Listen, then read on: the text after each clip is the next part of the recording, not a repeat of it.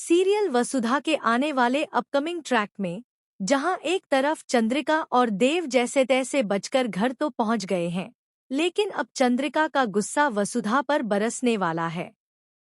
चंद्रिका को लगता है कि वसुधा की वजह से ही देव इस हालत में है।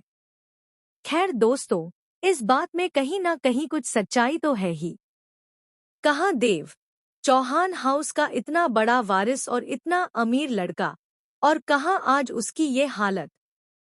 चंद्रिका को यह सब देखकर गुस्सा आना लाजमी है। उसका बेटा देव, जो इतने बड़े और अमीर चौहान हाउस का वारिस है, जिसके आगे पीछे 10-10 नौकर घूमते थे, आज वही ड्राइवरी कर रहा है।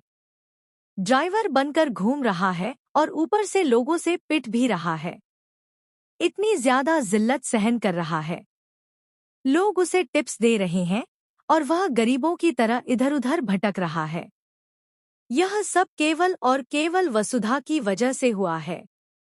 चंद्रिका के अनुसार वसुधा ही वह कारण है जिसने एक माँ और बेटे के रिश्ते को तोड़ दिया है। एक राम जैसे बेटे को उसकी माँ से दूर कर दिया है। बरसों पुरानी चंद्रिका की तपस्या, उसके बेटे की परवरिश, सब कुछ भंग कर दिया है। चंद्रिका इन सब बातों का जिम्मेदार सिर्फ वसुधा को ठहराती है और गुस्से में उसे थप्पड़ मारने के लिए दौड़ती है। लेकिन देव अपनी पत्नी की रक्षा के लिए उसके सामने खड़ा हो जाता है और अपनी मां चंद्रिका का हाथ पकड़ लेता है। यह सब देखकर चंद्रिका से सहन नहीं होता और वह सदमे में बेहोश हो जाती है। उसे इस बात का गहरा आघात लगता है कि उसका बेटा देव आज इस हद तक पहुंच गया है कि वह अपनी मां का हाथ पकड़ रहा है, वह भी एक नौकरानी वसुधा के लिए। चंद्रिका सोचती है कि उसका बेटा इतना अंधा कैसे हो गया। इस सदमे से परेशान होकर चंद्रिका बेहोश हो जाती है और घर में मातम का माहौल छा जाता है। दोस्तों, आगे बहुत ज्यादा हाई वोल्टेज ड्रामा देखने को मिलेगा। दूसरे दिन जब चंद्रिका को होश आता है, तब वह फिर से वसुधा पर गरजती है। लेकिन अब वसुधा से एक माँ और बेटे का यह विरह सहन नहीं होता।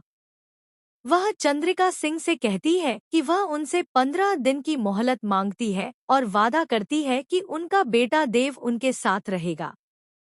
बस 15 दिन का समय देने के लिए कहती है। अब वसुधा इस घर को छोड़ने का फैसला कर लेती है। वह चौहान हाउस छोड़कर जाने वाली है। लेकिन आखिरकार क्या देव वसुधा के बिना चंद्रिका के साथ रह पाएगा?